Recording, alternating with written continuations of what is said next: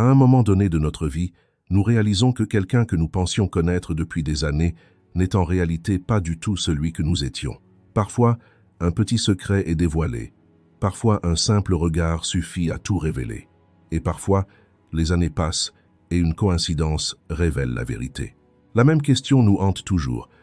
Comment ai-je pu être aussi aveugle? Nous chercherons la réponse à cette question dans les enseignements de Carl Jung. Carl Jung affirmait que comprendre les gens ne se fait pas par la logique, mais par un moyen bien différent. À la fin de cette vidéo, vous ne regarderez plus certains des visages que vous croisez chaque jour de la même façon.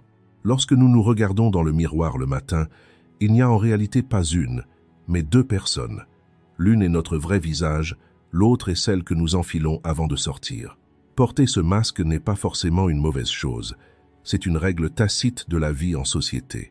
Nous ne disons pas à notre patron que nous sommes mécontents.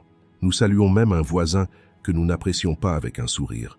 On ne déverse pas ses blessures d'enfance sur une personne qu'on vient de rencontrer dès les premières minutes. C'est suffisant. Ce que Carl Jung met en lumière, c'est à quel moment ce masque tombe-t-il? La frontière entre fausse amitié et amitié sincère devient alors limpide. Combien de nos proches peuvent nous avouer leur fatigue en notre compagnie? Combien n'éprouvent pas le besoin de dissimuler leurs sentiments lorsqu'ils sont contrariés? Combien de personnes dans notre vie peuvent nous confier un problème sans tourner autour du pot ni l'enjoliver? Même les doigts d'une main seraient peu, être de trop. Nous vivons des années sans jamais nous poser cette question. L'aspect le plus insidieux de la fausse amitié réside dans ce silence. Cette personne conserve la même attitude polie et mesurée en notre présence. Chaque rencontre est comme une petite scène. Les répliques sont prêtes, les rires sont appropriés, même les étreintes d'adieu sont parfaites. Il manque quelque chose, mais nous n'arrivons pas à mettre le doigt dessus. De retour chez nous, une étrange lassitude nous envahit. On était censé avoir passé un bon moment, mais il y a un vide. On a passé des heures non pas avec la personne, mais avec le rôle qu'elle jouait. La véritable amitié est exempte de cette tension. Quand on se tait, le silence ne nous pèse pas. On ne se creuse pas la tête pour trouver un sujet de conversation. Selon Carl Jung, ce qui fatigue le plus une personne dans sa vie, c'est le masque qu'elle doit porter. La véritable richesse de notre existence réside dans le nombre de personnes à qui l'on peut révéler ce masque. Le reste n'est que façade. Comment démasquer ce masque? Les indices se cachent dans les petits détails. Si nos conversations restent superficielles, si les mêmes histoires se répètent sous différentes formes, si l'on ne sait toujours rien de profond sur une personne que l'on connaît depuis des années, alors quelque chose est bloqué. Quand on se confie, on attend de l'autre qu'il fasse de même. Si ce n'est jamais le cas, notre lien n'est pas une amitié, mais une simple relation de politesse de longue date. Soyez honnête avec vous-même. Qui était là pour nous quand nous pleurions l'an dernier? Combien de personnes sommes-nous sûrs de pouvoir répondre au téléphone à l'aube? Combien d'amis accourront sans hésiter à notre porte quand nous sommes malades? Il est normal que cette liste soit courte. Une personne qui ne laisse jamais tomber son masque paraît polie et mesurée en toutes circonstances. Mais elle disparaît à la première épreuve sérieuse. Car derrière ce masque, il n'y a pas de main tendue, seulement un instinct de protection. Et la véritable connexion est étrangement rude. On se dispute, on est en désaccord, on peut même rester fâché pendant 2 jours. Le 3e jour, l'un appelle l'autre, car ce qui est protégé, ce n'est pas une image, mais la relation elle-même. Carl Jung faisait souvent une distinction pour comprendre les gens, les relations qui nous nourrissent et les relations qui nous épuisent. Quand on quitte une relation nourrissante, on se sent plus léger, revitalisé. Quand on quitte une relation épuisante, on rentre chez soi avec un poids dont on ne comprend pas la raison. La raison de ce poids est la suivante. Le masque que porte l'autre nous a involontairement contraints à en porter un nous aussi. 2 visages artificiels ont dialogué pendant des heures. Pendant ce temps, notre véritable nature, tapie dans l'ombre, attendait en silence, oubliant ses mots, incapable de respirer profondément. À partir d'aujourd'hui, portons un regard différent sur ceux qui nous entourent. Avec qui respirons-nous facilement? Avec qui haussons-nous les épaules machinalement? Avec qui ravalons-nous nos mots? Les réponses seront bien plus évidentes qu'il n'y paraît. Et nous verrons que nous ne pouvons rester nous-mêmes avec quelqu'un dont le masque ne tombe jamais. Une relation est un miroir. Nous devenons tels que nous sommes en présence de l'autre, tout comme la personne qui se trouve en face de nous. Trouver un véritable ami, c'est trouver un espace où l'on peut être authentique avec soi-même. Nous savons tous que certaines relations nous lassent, mais nous hésitons à nous l'avouer, car nous avons l'impression qu'en l'admettant, nous devrons changer quelque chose. L'important, ce sont les années que nous avons passées à essayer de ne pas changer. Parfois, on rencontre quelqu'un et, en apparence, tout semble aller pour le mieux. Cette personne sourit, parle poliment et s'intéresse à nous. Mais au fond de nous, une petite agitation persiste. On ressent quelque chose d'indéfinissable, une légère gêne. Notre raison intervient aussitôt et étouffe cette sensation. Qu'est-ce qui ne va pas chez lui? N'exagérons rien. Combien de fois nous sommes-nous répété cela? Puis les mois, voire les années passent, et l'on découvre le vrai visage de cette personne. On réalise alors que cette petite agitation qui nous taraudait dès le premier jour nous avait en réalité tout révélé. Selon Carl Jung, l'âme humaine lit bien au-delà des apparences. Notre esprit s'exprime par les mots, mais ce lieu silencieux en nous parle un tout autre langage. Il perçoit, avant même notre esprit, le moindre changement dans un regard, une demi-seconde d'hésitation dans un sourire, une légère baisse de ton dans une félicitation ou une expression imparfaite. Il nous le dit non par une phrase, mais par une sensation. Une légère tension dans l'estomac, une lourdeur indéfinissable dans la poitrine, cette fatigue inexplicable qui nous submerge en rentrant chez nous. C'est un système d'alarme silencieux, construit en nous par des milliers de petites observations accumulées au fil des ans, par tous les types de personnes rencontrées, toutes les expériences vécues. Nous avons simplement oublié de l'écouter. N'avons-nous jamais eu envie de prendre nos distances avec quelqu'un sans raison apparente? Rien de concret. L'homme est poli, la femme sourit, mais nous n'arrivons pas à créer de lien. Souvent, nous nous forçons. Je ne devrais pas être préjugé. Il faut donner une chance aux gens, nous disons-nous. Souvenons-nous précisément où ces personnes à qui nous avons donné cette chance nous ont blessés. Presque toujours, cette petite sensation étrange du premier jour n'est rien d'autre que la description du coup dur que nous recevrons plus tard. L'homme moderne a appris à trop faire confiance à la logique et à ne pas assez valoriser l'intuition. La logique ne fait que traiter les données qui lui sont présentées. Notre esprit calcule ce que la personne en face de nous nous montre, mais cette part de nous plus ancienne et plus discrète perçoit ce qui n'est pas montré. Une voix intérieure voit des choses que nous ne remarquons pas. La façon dont une personne cache ses mains en parlant, la tension passagère dans ses épaules lorsqu'elle salue, le ton inconscient qu'elle baisse en prononçant notre nom. Dès qu'elle est formulée, la logique la remet instantanément en question et la rejette. « Comment le sais-tu » demande-t-elle, et face à l'absence de réponse, elle la fait taire. Comment écouter cette voix intérieure? Premièrement, ne pas la refouler. Si nous ressentons une oppression dans la poitrine en présence de quelqu'un, prenons-en note. Sans chercher à l'expliquer ni à la comprendre, acceptons-la simplement. Deuxièmement, laissons cette sensation s'installer progressivement. Une sensation ponctuelle peut être trompeuse, c'est vrai. Si cette même étrangeté se répète 3 fois en présence de la même personne, il se passe assurément quelque chose. Troisièmement, et c'est le plus difficile, agissons en fonction de cette sensation. Prenons du recul, gardons nos distances, ne dévoilons pas trop de choses. Ce faisant, nous ne faisons de mal à personne, nous nous protégeons simplement. Selon Carl Jung, il est impossible de dissimuler complètement ces mauvaises intentions. Elles finissent toujours par transparaître, d'une manière ou d'une autre, un sourire, une pause, une question posée par inadvertance. Même si nous n'en avons pas conscience, une partie de nous les perçoit et les enregistre. Puis, elle nous envoie un avertissement. Face à cet avertissement, la plupart d'entre nous réagissons ainsi, d'abord surpris, puis cherchant une explication logique et n'en trouvant aucune, ignorant cette intuition. Nous nous disons « c'est ma nature, je suis sceptique » et nous passons à autre chose. Pour avoir étouffé cette intuition, nous en payons le prix fort quelques mois plus tard. Un ami nous trahit, une collaboration s'avère désastreuse, une personne de confiance nous poignarde dans le dos. Et à chaque fois, nous disons la même chose. Je le sentais dès le premier jour. Cette phrase est un véritable aveu. Une confession qui révèle que notre intuition avait raison et que nous avons encore échoué car nous n'avons jamais su l'écouter. Prenons un engagement envers nous-mêmes. À partir d'aujourd'hui, lorsque nous ressentons une tension inexplicable en présence de quelqu'un, ne trouvons pas cette sensation étrange. Prenons au sérieux ce que notre voix intérieure nous murmure. Donnons-nous du temps, avant de trop nous ouvrir, avant de faire trop confiance. Avec le temps, nous verrons que l'intelligence qui nous protège le mieux n'est pas notre lucidité. C'est cette intelligence qui réside silencieusement en nous, au plus profond de nous. Curieusement, ce n'est pas l'intuition qui nous trompe, c'est nous qui la trompons. Parce qu'elle nous dit la vérité, nous choisissons de la faire taire, car nous ne voulons pas l'entendre. Alors nous nous lamentons. Pourquoi n'ai-je pas compris? Alors qu'en réalité, nous avions compris, nous n'y croyons simplement pas. L'un des moyens les plus rapides et les plus impitoyables de connaître quelqu'un est de lui annoncer une bonne nouvelle. Imaginons que nous ayons obtenu une promotion. Parlons de la concrétisation de ce poste tant attendu, du début d'une nouvelle relation, de notre déménagement dans la ville de nos rêves ou de la publication de notre livre.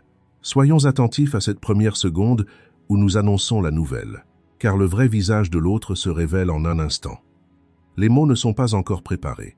Les muscles du visage n'ont pas encore mémorisé le message. Les yeux réagissent instinctivement. Cette seconde nous révèle tout ce que nous n'avons pas compris depuis des années. Selon Carl Jung, lorsqu'une personne n'est pas en paix avec elle-même, elle ne supporte pas le bonheur des autres. Il ne s'agit pas de malice, mais de quelque chose de plus subtil. La réussite de l'autre le confronte à des aspects de sa vie qu'il a refoulés, évités, qu'il n'a jamais osé affronter. Cette confrontation est douloureuse. Face à la douleur, on peut choisir de se réjouir ou, plus subtilement, de la tolérer. Un faux ami choisit la seconde option. Il prétend être heureux, mais son visage ne reflète pas ses paroles. Il félicite, mais sa voix sonne creux. Après un bref silence, il lâche cette phrase fatidique. « C'est formidable, mais ne t'épuise pas trop. Ce genre de choses comporte des risques. C'est une ombre déguisée en bonnes intentions. Une goutte d'encre vient ternir notre joie. Avant même de pouvoir être vraiment heureux, avant même de pouvoir pleinement célébrer, une petite tension inexplicable s'installe en nous. On rentre chez soi et on se dit « Et s'ils avaient raison ?» Le problème n'est pas de savoir s'ils ont raison ou tort, mais plutôt ce besoin de prononcer cette phrase à ce moment précis. Un véritable ami n'éprouve pas ce besoin. Son visage s'illumine dès qu'il apprend la nouvelle. Ses yeux s'écarquillent, puis il sourit. Souvent, il nous prend dans ses bras avant même que nous ayons eu le temps de le faire, en s'exclamant « Je le savais, je le savais ». Parfois leurs yeux s'emplissent même de larmes, car notre bonne action éveille en eux non pas une compétition, mais une célébration. Ils la partageront avec tous, comme s'il s'agissait de leur propre succès. Lorsque, 2 jours plus tard, nous apprenons par un autre ami commun la bonne nouvelle que nous pensions n'avoir confiée à personne, nous comprenons combien il nous aime. La jalousie est dissimulée, mais la joie est contagieuse. À qui avons-nous partagé cette bonne nouvelle? Parmi ces réactions, lesquelles nous ont vraiment touchés et lesquelles nous ont paru étranges? Qui a orienté la conversation à son avantage et qui nous a vraiment écoutés? Qui l'a balayé d'un revers de main, du genre « on a eu de la chance » et qui a partagé notre enthousiasme pendant des heures? Les réponses sont pourtant évidentes. Nous ne les voyons tout simplement pas, car nous avons peur de regarder ces visages en face. Selon Carl Jung, les gens projettent leurs propres faiblesses sur les forces des autres et perçoivent ces forces comme une menace. Pour un faux ami, chaque victoire est une petite remise en question, parce qu'ils ont une balance mentale et que nous nous situons d'un côté. À mesure que nous progressons, leur côté leur paraît plus bas. Un véritable ami n'a pas une telle balance. Il ne s'approprie pas nos succès. Notre progression ne le diminue pas, mais l'enrichit, car aimer, c'est ne rien perdre de l'épanouissement de l'autre. Rencontrons cette personne quelques semaines après lui avoir fait part de notre réussite. Observons sa réaction lorsque le sujet de notre nouvelle situation est abordé. Un véritable ami reste curieux et demande « Comment vas-tu? Tu t'y es habitué? Qu'est-ce que tu fais en ce moment ?» Un faux ami, en revanche, élude rapidement la question ou ne l'évoque même pas. Il fait comme s'il n'était pas au courant, car s'en souvenir ne lui fait pas plaisir. Il préfère l'oublier. Ce silence est pourtant révélateur. Les personnes dont nous nous plaignons le plus sont souvent les plus éloignées de nous. Celles que nous envions le plus sont peu être celles en qui nous avons le plus confiance. C'est une vérité douloureuse.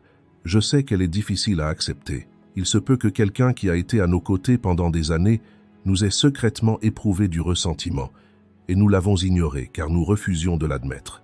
À partir d'aujourd'hui, libérons-nous de ce ressentiment. Jugeons les gens non pas sur la façon dont ils nous traitent, mais sur la façon dont ils nous traitent lorsque tout va bien.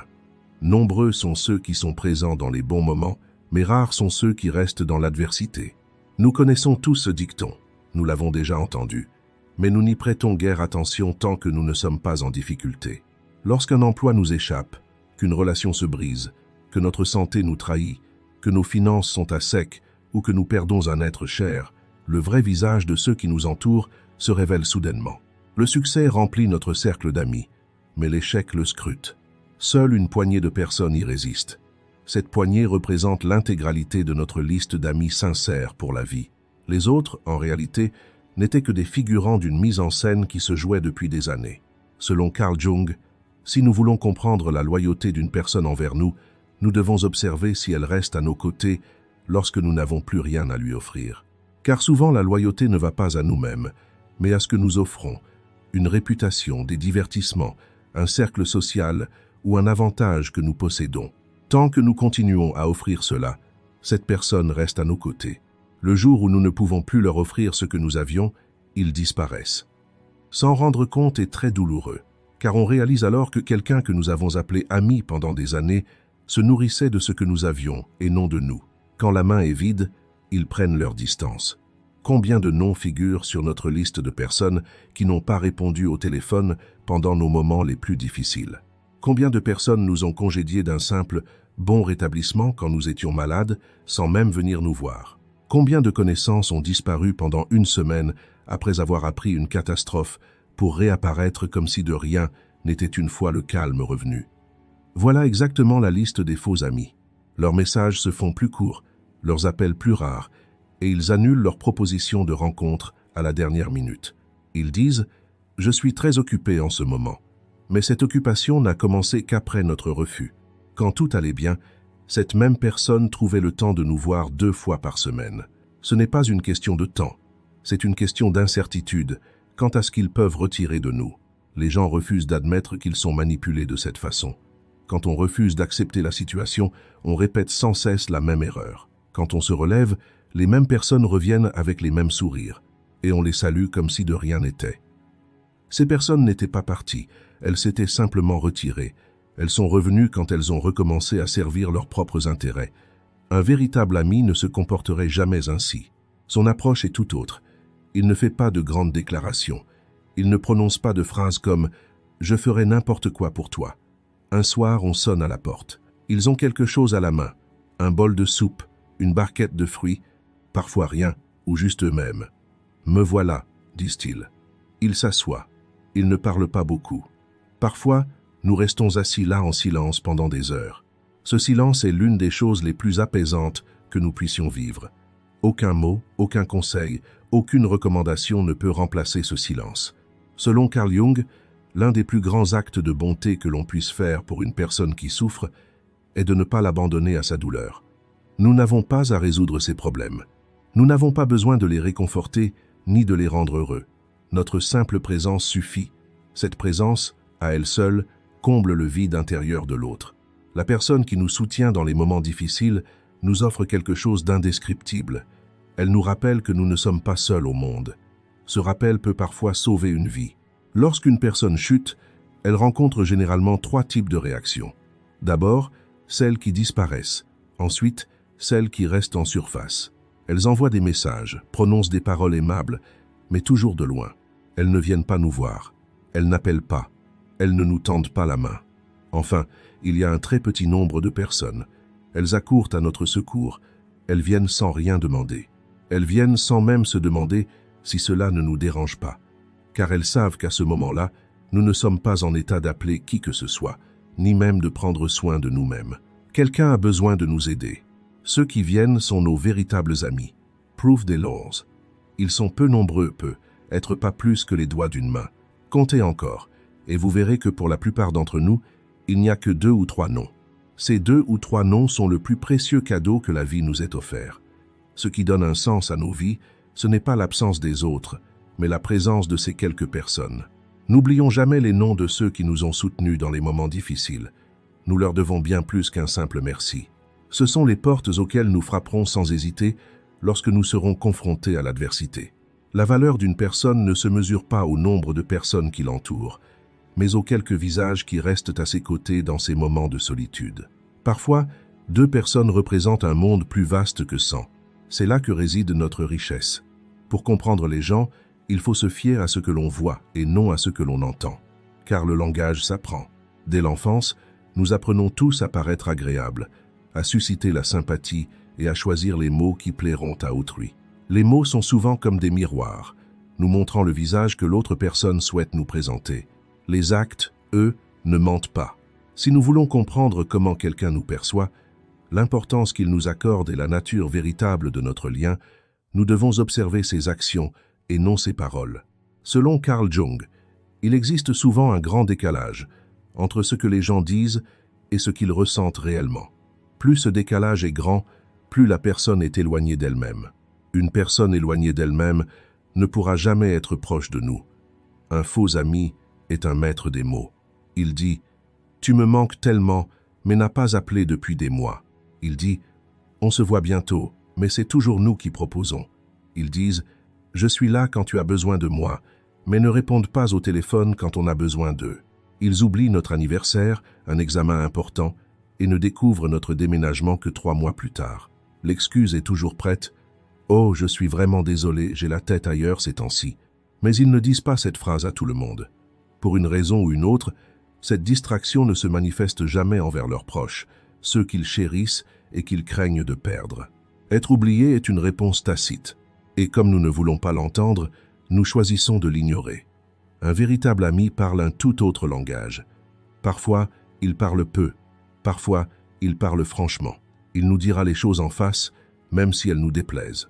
Il nous taquinera, plaisantera, voire nous piquera au vif.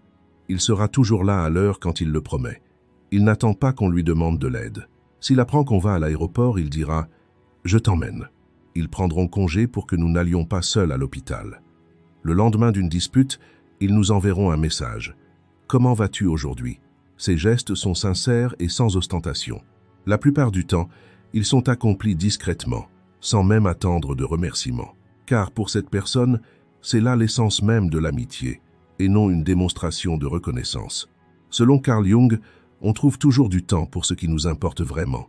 Le temps est notre bien le plus précieux, car une fois perdu, il ne revient jamais. On consacre son temps précieux à ce qu'on valorise. Quelqu'un qui ne nous consacre pas de temps ne nous valorise pas.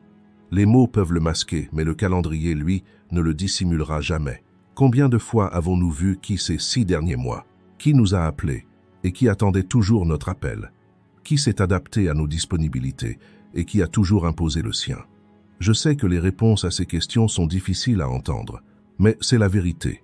Demandons un petit service à quelqu'un, quelque chose de facile, qui ne les fatigue pas et qui est vraiment simple à faire.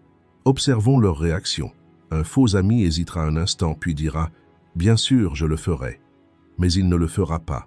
Il oubliera, remettra à plus tard et sera gêné quand on le lui rappellera. Lui rappeler une deuxième fois est trop pénible. Un véritable ami, en revanche, dira honnêtement « Non, je ne peux pas », ou bien tiendra sa promesse et la mènera à bien. La confiance entre nous se construit ou se détruit à ce moment précis. Que faisons-nous? Nous ignorons généralement l'écart entre la promesse et l'action. Nous disons « Il avait de bonnes intentions mais il n'a pas pu ». Nous disons « Il doit y avoir une raison ». Quand une même personne fait la même chose pour la 20e fois, nous cherchons encore une explication. Pourtant, la répétition n'est pas un hasard. C'est l'essence même du caractère. Selon Carl Jung, pour comprendre une personne, il faut observer ses actes, non ses paroles. Une erreur isolée peut être une erreur, mais une action répétée finit par faire partie intégrante de l'identité.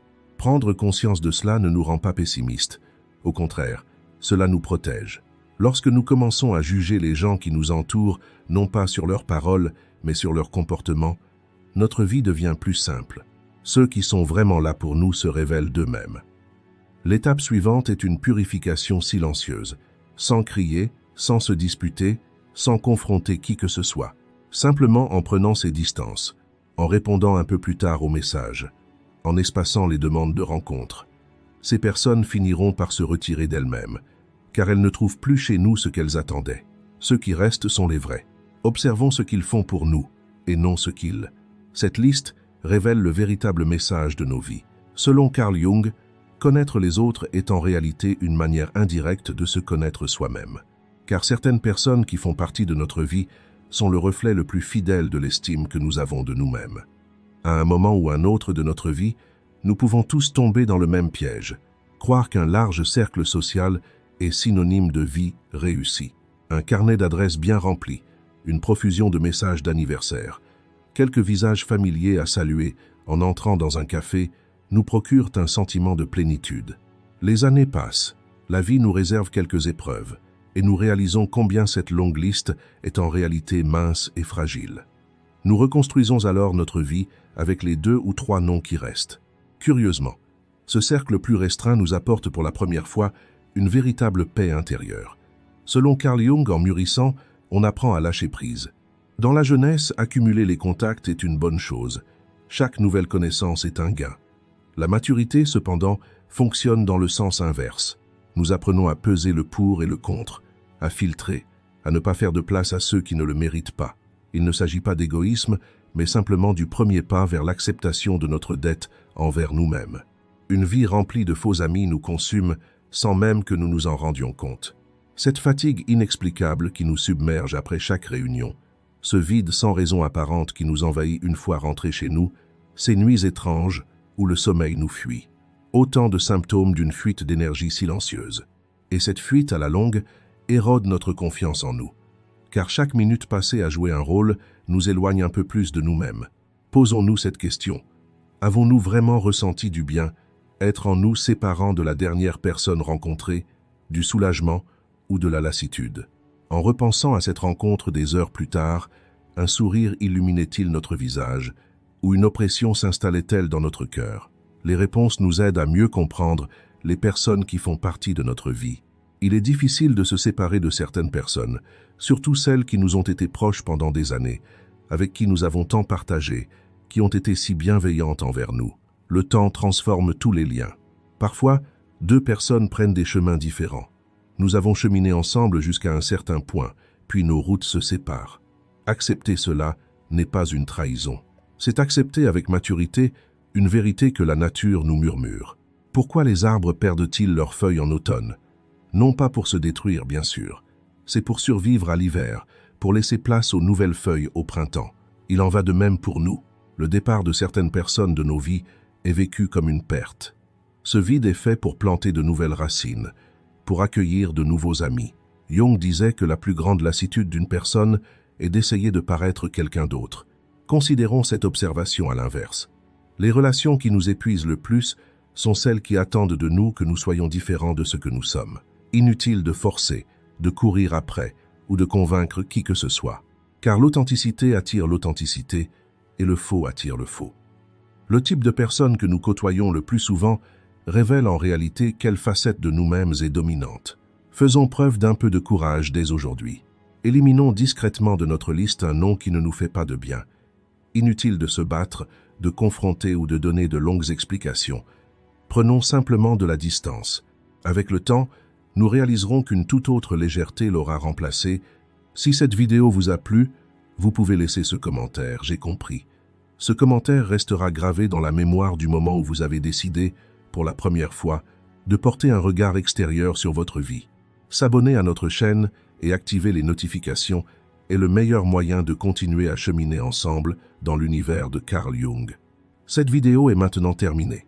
Si vous souhaitez nous soutenir, vous pouvez devenir membre payant de notre chaîne en cliquant sur le bouton « Rejoindre ». Merci.